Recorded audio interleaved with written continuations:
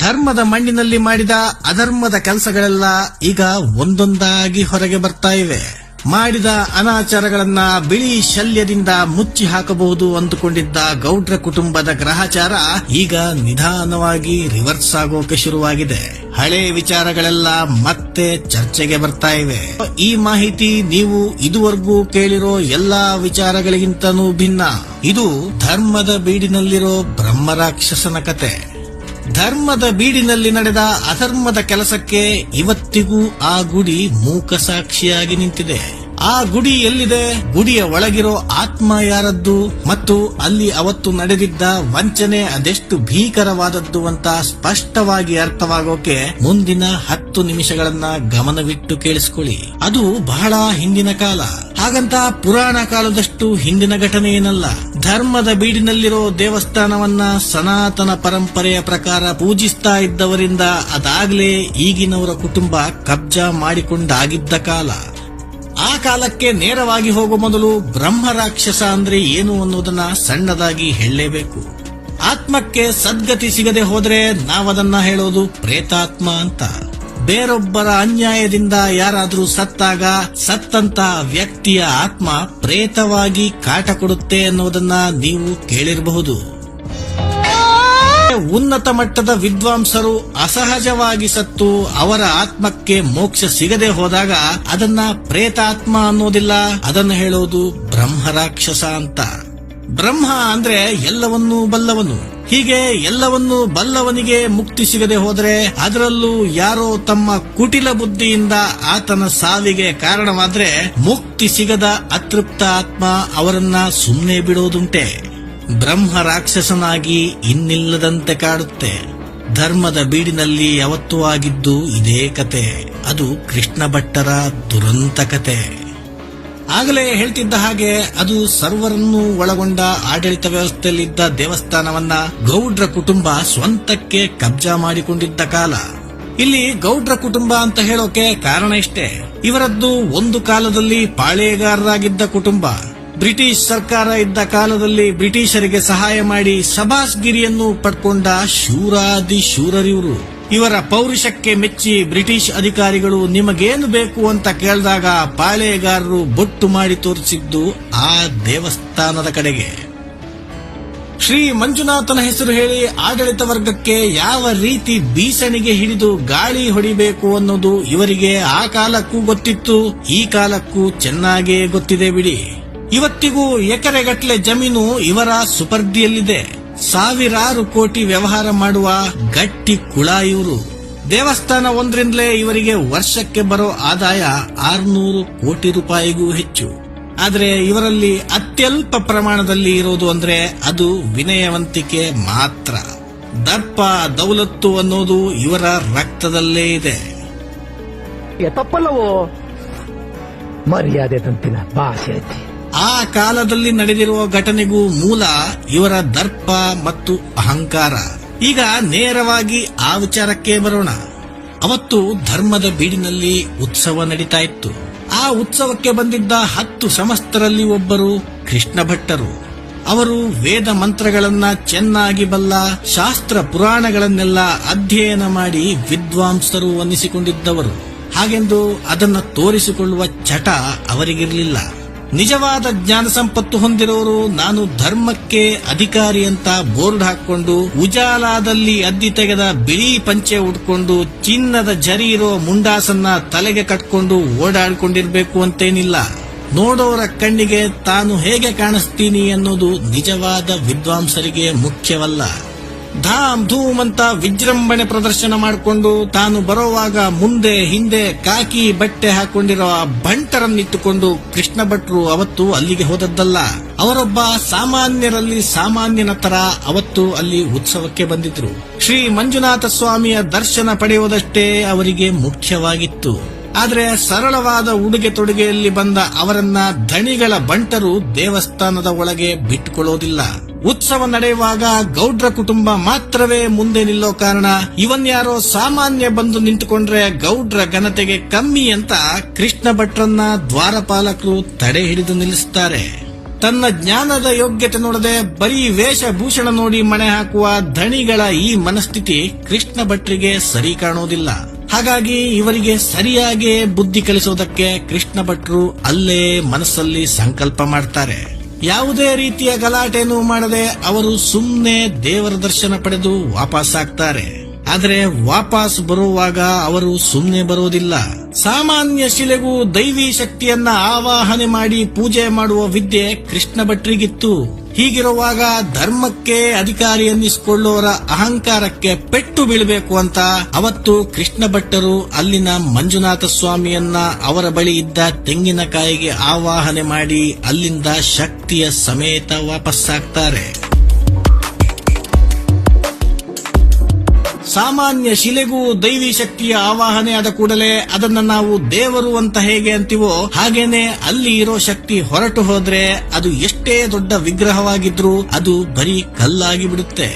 ಶಕ್ತಿಯೇ ಇಲ್ಲದಿದ್ದಾಗ ಅದೇನೇ ಅಭಿಷೇಕ ಮಾಡಿದ್ರು ಏನೇ ನೈವೇದ್ಯ ಕೊಟ್ರು ಅದು ದೇವರಿಗೆ ಸಲ್ಲೋದಿಲ್ಲ. ಸಲ್ಲೋದಕ್ಕೆ ಅಲ್ಲಿ ದೇವರೇ ಇರಲ್ಲ. ಧರ್ಮದ ಬೀಡಲ್ಲೂ ಅದೇ ಆಯಿತು. ದೈವಿ ಶಕ್ತಿಯನ್ನ ಕೃಷ್ಣ ಭಟ್ಟರು ತಮ್ಮ ಬಳಿ ಇದ್ದ ತೆಂಗಿನಕಾಯಿಗೆ ಆವಾಹನೆ ಮಾಡಿ ಕೊಂಡು ಹೋದ ಮೇಲೆ ಧರ್ಮದ ಬೀಡಿನಲ್ಲಿ ವ್ಯತ್ಯಾಸಗಳಾಗೋಕೆ ಶುರುವಾಯಿತು. ದೈವಿ ಶಕ್ತಿ ಯಾವಾಗ ಅಲ್ಲಿಂದ ಹೊರಟು ಹೋಯ್ತೋ ಆಗ ಅಲ್ಲಿ ಸಹಜವಾಗಿನೇ ಜನ ಬರೋದೇ ಕಡಿಮೆ ಆಯಿತು. ಜನ ಬರೋದೇ ಕಮ್ಮಿ ಅಂತಾದ ಮೇಲೆ ಕಾಣಿಕೆ ಡಬ್ಬ ಹೇಗೆ ತಾನೇ ಸದ್ದು ಮಾಡೋಕೆ ಸಾಧ್ಯ? ಇಷ್ಟೆಲ್ಲ ನಡೆದಾಗ ಅದಕ್ಕೆ ಕಾರಣ ಏನು ಅನ್ನೋದು ಗೌಡ್ರ ಕುಟುಂಬಕ್ಕೆ ಮೊದಲು ಗೊತ್ತೇ ಆಗಲಿಲ್ಲ. ಆದ್ರೆ ಡಬ್ಬ ಸೌಂಡ್ ಮಾಡದೇ ಇರೋ ಕಾರಣ ಚಿಂತನೆ ಮಾಡಲೇಬೇಕಾಯ್ತು. ಅದಕ್ಕಾಗಿ ದೇವಸ್ಥಾನಕ್ಕೆ ಜೋಯಿಸ್ರನ್ನ ಕರೆದು ಅಷ್ಟಮಂಗಲ ಪ್ರಶ್ನೆ ಚಿಂತನೆ ನಡೆಸಿದ್ರು. ಆ ವೇಳೆಗೆ ಅಸಲಿ ಸತ್ಯ ಹೊರಗೆ ಬಂತು. ಕ್ಷೇತ್ರದಲ್ಲೇ ವಿದ್ವಾಂಸರಿಗೆ ಆದ ಅನ್ಯಾಯ, ಅದಕ್ಕಾಗಿ ಅವರು ದೈವಿ ಶಕ್ತಿಯನ್ನ ತಮ್ಮ ಜೊತೆಗೆ ಕೊಂಡೊಯ್ದ ವಿಚಾರ ಅಷ್ಟಮಂಗಲ ಪ್ರಶ್ನೆಯಲ್ಲಿ ಪ್ರತಿಬಿಂಬಿಸಿತು. ಈ ವಿಚಾರ ತಿಳ್ಕೊಂಡ ತಕ್ಷಣ ಗೌಡ್ರ ಕುಟುಂಬ ಕಾರ್ಯಪ್ರವೃತ್ತವಾಗುತ್ತೆ. ಬೇಜಾರು ಮಾಡಿಕೊಂಡು ಹೋದ ಕೃಷ್ಣ ಭಟ್ಟರು ಅಲ್ಲೇ ಪಂಜ ಅನ್ನೋ ಗ್ರಾಮದ ಸಮೀಪ ಇರೋದು ಅನ್ನುವ ವಿಚಾರವನ್ನು ಅವರು ಕಲೆ ಹಾಕ್ತಾರೆ. ಕೂಡಲೇ ಗೌಡ್ರ ಸಂಸ್ಥಾನ ಕೃಷ್ಣ ಭಟ್ರನ್ನ ಹುಡುಕಿಕೊಂಡು ಅವರ ಮನೆಗೆ ಧಾವಿಸಿ ಬಿಡುತ್ತೆ. ನಮ್ಮಿಂದ ತಪ್ಪಾಗಿದೆ ಸ್ವಾಮಿ, ದೈವಶಕ್ತಿಯನ್ನ ನೀವು ಮತ್ತೆ ನಮ್ಮ ದೇವಸ್ಥಾನದಲ್ಲೇ ಪ್ರತಿಷ್ಠಾಪಿಸಿ ಅಂತ ಅವರ ಕಾಲಿಗೆ ಬಿದ್ದು ನಿವೇದಿಸಿಕೊಳ್ಳೋ ಕೆಲಸವನ್ನು ನಡೆಸಲಾಗುತ್ತೆ. ದರ್ಪ ದೌಲತ್ತಿನ ಅಹಂಕಾರಕ್ಕೆ ಪೆಟ್ಟು ಬಿದ್ದು ಅವರಿಗೆ ಈಗ ವಾಸ್ತವದ ಅರಿವಾಗಿದೆ ಅಂತ ಕೃಷ್ಣ ಭಟ್ಟರು ಸ್ವಲ್ಪ ಸಮಾಧಾನಗೊಳ್ತಾರೆ. ಧರ್ಮದ ಬೀಡಿನಲ್ಲಿ ವಿದ್ವಾಂಸರಿಗೆ ಬೆಲೆ ಸಿಗಬೇಕು ಅನ್ನೋದಷ್ಟೇ ಕೃಷ್ಣ ಭಟ್ಟರ ಉದ್ದೇಶವಾಗಿತ್ತೇ ವಿನಃ ಜಿದ್ದಿಗೆ ಬೀಳಬೇಕು ಅನ್ನೋದು ಅವರ ಗುರಿಯಾಗಿರಲಿಲ್ಲ. ಹಾಗಾಗಿ ಗೌಡ್ರ ಕುಟುಂಬದಿಂದ ಅಕಸ್ಮಾತ್ ಆಗಿ ತಪ್ಪಾಗಿ ಹೋಗಿದೆ ಅಂತ ಅವರನ್ನ ಕ್ಷಮಿಸಿ ದೈವಿ ಶಕ್ತಿಯನ್ನ ಮತ್ತೆ ಪ್ರತಿಷ್ಠಾಪಿಸೋಕೆ ಕೃಷ್ಣ ಭಟ್ಟರು ಮನಸ್ಸು ಮಾಡ್ತಾರೆ. ಆದ್ರೆ ಡಬ್ಬದ ಸೌಂಡು ಮತ್ತು ದರ್ಪ ದೌಲತ್ತೇ ಮುಖ್ಯವಾಗಿದ್ದ ಗೌಡ್ರು ಮಾತ್ರ ಒಳೊಳಗೆ ಬೇರೆ ಲೆಕ್ಕಾಚಾರನೇ ಹಾಕ್ತಾ ಇರ್ತಾರೆ. ಕೃಷ್ಣ ಭಟ್ಟರು ಧರ್ಮದ ಬೀಡಿಗೆ ವಾಪಸ್ಸಾಗೋದನ್ನೇ ಅವರು ಕಾಯ್ತಾ ಕೂರ್ತಾರೆ. ಅವರು ದೇವಸ್ಥಾನಕ್ಕೆ ವಾಪಸ್ಸಾಗಿ ದೈವಿ ಶಕ್ತಿಯನ್ನ ಪುನಃ ಪ್ರತಿಷ್ಠಾಪಿಸ್ತಾ ಇದ್ದ ಹಾಗೆ ಇವರ ಕುಟಿಲ ಬುದ್ಧಿ ಕುಟುಕೋಕೆ ಶುರು ಮಾಡ್ತು ನೋಡಿ. ಅದರ ಪರಿಣಾಮ ಧರ್ಮದ ಬೀಡಿಗೆ ಬಂದ ಕೃಷ್ಣ ಭಟ್ಟರು ಅಲ್ಲಿಂದ ವಾಪಸ್ ಮನೆ ಸೇರೋದು ಮಾತ್ರ ನಿರ್ಜೀವ ಶವದ ರೂಪದಲ್ಲಿ. ಅಲ್ಲಿ ಅವತ್ತು ನಡೆದ ಆ ದಾರುಣ ಘಟನೆ ಕೇಳಿದ್ರೆ ಎಂತಹ ಕಲ್ಲು ಹೃದಯದವರ ಮನಸ್ಸು ಕರಗಲೇಬೇಕು. ದೈವಿ ಶಕ್ತಿಯನ್ನ ಪುನಃ ಪ್ರತಿಷ್ಠೆ ಮಾಡೋದಕ್ಕೆ ಕೃಷ್ಣ ಭಟ್ರು ಸ್ನಾನ ಮಾಡಿ ಮಡಿಯಲ್ಲಿ ದೇವಸ್ಥಾನದ ಒಳಗೆ ಹೋಗಿ ಪೂಜಾ ಕಾರ್ಯದಲ್ಲಿ ನಿರತರಾಗ್ತಾರೆ. ದೇವರಿಗೆ ನೈವೇದ್ಯ ಮಾಡಿದ ಮೇಲೆ ಹೊರಗೆ ಬಂದ ಕೃಷ್ಣ ಭಟ್ರಿಗೆ ಗೌಡ್ರ ಕುಟುಂಬ ನಗನಗುತ್ತಾನೆ ಉಪಹಾರ ಬಡಿಸುತ್ತೆ. ಆದ್ರೆ ಉಪಹಾರದ ಕೊನೆಯಲ್ಲಿ ಮೊಸರಿನ ಜೊತೆ ಕಲಸಿ ತಿನ್ನೋದಕ್ಕೆ ಅಂತ ಅವಲಕ್ಕಿ ಬಡಿಸುವಾಗ ಆ ಅವಲಕ್ಕಿಯಲ್ಲಿ ಮಿಶ್ರವಾಗಿ ಇದ್ದಿದ್ದು ನವಿಲಿನ ಗರಿಯ ಮಧ್ಯದ ಬಿಳಿ ಭಾಗದ ಸಣ್ಣ ಸಣ್ಣ ತುಂಡುಗಳು.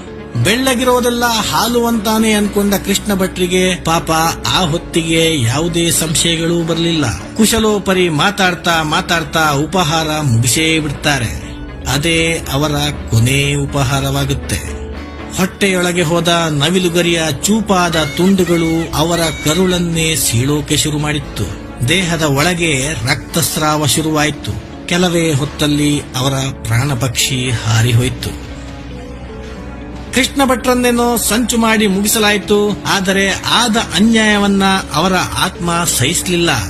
ಪ್ರತೀಕಾರಕ್ಕೆ ಪಣ ತೊಟ್ಟು ನಿಲ್ತಾನೆ ಬ್ರಹ್ಮರಾಕ್ಷಸ. ಧರ್ಮದ ಬೀಡಲ್ಲೇ ನೆಲೆಯೂರಿ ದೇವರಿಗೆ ನೈವೇದ್ಯವೇ ಸಲ್ಲದ ಹಾಗೆ ಬ್ರಹ್ಮರಾಕ್ಷಸನ ಕೆಲಸಗಳು ಶುರುವಾಗುತ್ತವೆ. ಡಬ್ಬ ಸೌಂಡು ಮಾಡೋದನ್ನ ಮತ್ತೆ ನಿಲ್ಲಿಸಿಬಿಡುತ್ತೆ. ಆಗ ಗೌಡ್ರ ಕುಟುಂಬ ಮತ್ತೆ ಆಶ್ರಯ ಪಡೆಯುವುದು ಅಷ್ಟಮಂಗಲ ಪ್ರಶ್ನೆ ಚಿಂತನೆಯನ್ನ. ಪ್ರಶ್ನಾ ಚಿಂತನೆ ನಡೆಸಿದ್ದು ಅಲ್ಲದೆ ಉಚ್ಚಾಟನೆಯ ಪ್ರಯತ್ನಗಳನ್ನು ಗೌಡ್ರ ಖಾನ್ದಾನ್ ಜೋರಾಗೇ ಶುರು ಮಾಡ್ತು. ಆದರೆ ಮಾಡಿರೋ ಅನ್ಯಾಯ ದೊಡ್ಡದೇ ಇದ್ದ ಕಾರಣ ಆ ಉಚ್ಚಾಟನೆಯ ಪ್ರಯತ್ನಗಳು ಫಲ ನೀಡಲಿಲ್ಲ. ಕೊನೆಗೆ ಉಚ್ಚಾಟನೆ ಸಾಧ್ಯವೇ ಇಲ್ಲ ಅಂತ ಗೌಡ್ರ ಕುಟುಂಬ ಬ್ರಹ್ಮರಾಕ್ಷಸನಿಗೆ ಶರಣಾಗುವ ಸ್ಥಿತಿ ನಿರ್ಮಾಣವಾಯಿತು. ಯಾವ ಮಟ್ಟಿಗೆ ಅಂದ್ರೆ ಬ್ರಹ್ಮರಾಕ್ಷಸನಿಗೆ ಒಂದು ಹೊಸ ಗುಡಿಯನ್ನೇ ಕಟ್ಟಿ ಅಲ್ಲಿ ನಿತ್ಯ ನೈವೇದ್ಯ ಕೊಡಬೇಕಾಗಿ ಬರುತ್ತೆ. ಇದಕ್ಕೆ ಪ್ರತ್ಯಕ್ಷ ಸಾಕ್ಷಿಯನ್ನ ನೀವು ಇವತ್ತಿಗೂ ಕಣ್ಣಾರೆ ಕಾಣಬಹುದು. ಅದಕ್ಕಾಗಿ ಯಾವುದೇ ಶಾಸನಗಳನ್ನ ನೋಡಬೇಕಾಗಿಲ್ಲ, ಸರ್ಕಾರಿ ದಾಖಲೆಗಳನ್ನ ತಡಕಾಡಬೇಕಾಗಿಲ್ಲ. ಸುಮ್ನೆ ಒಂದು ಸಲ ಧರ್ಮದ ಬೀಡಿಗೆ ಹೋಗಿ ಬನ್ನಿ. ಅಲ್ಲಿ ಶ್ರೀ ಮಂಜುನಾಥ ಸ್ವಾಮಿಯ ದರ್ಶನ ಪಡೆದು ಹೊರಗೆ ಬಂದು ಬಲಗಡೆ ತಿರುಗಿ ನೋಡಿದ್ರೆ ನಾವು ಹೇಳಿದ ಘಟನೆಗೆ ಇವತ್ತಿಗೂ ಇರುವ ಕುರುಹು ನಿಮ್ಮ ಕಣ್ಣಿಗೆ ಕಾಣಿಸುತ್ತೆ. ದೇವಸ್ಥಾನದಿಂದ ನೀವು ಹೊರಗೆ ಬಂದು 50 ಹೆಜ್ಜೆ ಮುಂದಕ್ಕೆ ಬನ್ನಿ. ಹಾಗೆ ಬಲಗಡೆಗೆ ತಿರುಗಿ ನೋಡಿದ್ರೆ ನಿಮಗೆ ಕೃಷ್ಣ ಭಟ್ಟರ ಗುಡಿ ಕಾಣಿಸುತ್ತೆ. ಆ ರಸ್ತೆಯನ್ನ ಈಗ ಮೇಲಕ್ಕೆ ಎತ್ತರಿಸಿರೋ ಕಾರಣ ನೋಡಿದ ತಕ್ಷಣ ಗುಡಿ ಕಣ್ಣಿಗೆ ಬೀಳೋದಿಲ್ಲ. ಗುಡಿಯ ಛಾವಣಿಯನ್ನ ಮಾತ್ರ ಅಲ್ಲಿಂದ ನೋಡೋಕೆ ಸಾಧ್ಯ. ಆದ್ರೆ ಹತ್ತಿರ ಹೋಗಿ ನೋಡಿದ್ರೆ ರಸ್ತೆಯ ಬಲಭಾಗದ ಗುಂಡಿಯಲ್ಲಿ ಒಂದು ಪುಷ್ಕರಣಿಯ ಎದುರು ಆ ಗುಡಿ ಈಗಲೂ ಭದ್ರವಾಗಿ ನಿಂತಿದೆ. ಆದರೆ ಕೃಷ್ಣ ಭಟ್ರ ಗುಡಿಯನ್ನ ನೀವು ದೂರದಿಂದ ನೋಡಬಹುದೇ ವಿನಃ ಅಲ್ಲಿ ಒಳಗಡೆಗೆ ಸಾರ್ವಜನಿಕರಿಗೆ ಪ್ರವೇಶವಿಲ್ಲ. ಒಳಗೆ ಪ್ರವೇಶ ಮಾಡೋದು ಪಕ್ಕಕ್ಕಿರ್ಲಿ, ಅಲ್ಲೇ ಸ್ವಲ್ಪ ಹೊತ್ತು ನಿಂತು ಆ ಗುಡಿಯನ್ನ ನೀವು ನೋಡ್ತಾ ನಿಂತುಕೊಂಡ್ರು 2 ನಿಮಿಷದಲ್ಲಿ ಕಾಕಿ ಹಾಕೊಂಡಿರೋ ಬಂಟರು ಲಾಠಿ ಹಿಡ್ಕೊಂಡು ಬಂದು ನಿಮ್ಮನ್ನ ಅಲ್ಲಿಂದ ಎತ್ತಂಗಡಿ ಮಾಡ್ತಾರೆ. ಹೆಚ್ಚಿಗೆ ಮಾತಾಡಿದ್ರೆ ನೀವು ನಿಂತಿರೋ ನೆಲಾನೇ ಗೌಡ್ರ ಖಾನ್ದಾನಿಗೆ ಸೇರಿದ್ದು ಅಂತ ದಾಖಲೆಗಳನ್ನು ತೋರಿಸ್ತಾರೆ. ವೀಕ್ಷಕರೇ, ಸೌಜನ್ಯಗೆ ನ್ಯಾಯ ಸಿಗಲಿ ಅಂತ ಇವತ್ತು ಹೋರಾಟಗಳು ನಡೀತಾ ಇವೆ. ಆದರೆ ಕೃಷ್ಣ ಭಟ್ಟರಿಗೆ ಆಗಿರೋ ಅನ್ಯಾಯ ಇತಿಹಾಸದ ಪುಟಗಳಲ್ಲಿ ಮಾಸಿ ಹೋಗಿದೆ. ಆ ಪಂಡಿತ ಶ್ರೇಷ್ಠರಿಗೆ ನ್ಯಾಯ ಸಿಗಬೇಕು ಅಂತ ನಿಮಗೆ ನಿಜವಾಗ್ಲೂ ಅನ್ಸಿದ್ರೆ ಈ ವಿಡಿಯೋವನ್ನ ಶೇರ್ ಮಾಡಿ. ಕೊನೆ ಪಕ್ಷ ನಿಮ್ಮ ಅಂತರಂಗದ ಆತ್ಮಕ್ಕಾದರೂ ಸ್ವಲ್ಪ ಸಮಾಧಾನ ಸಿಗಬಹುದು.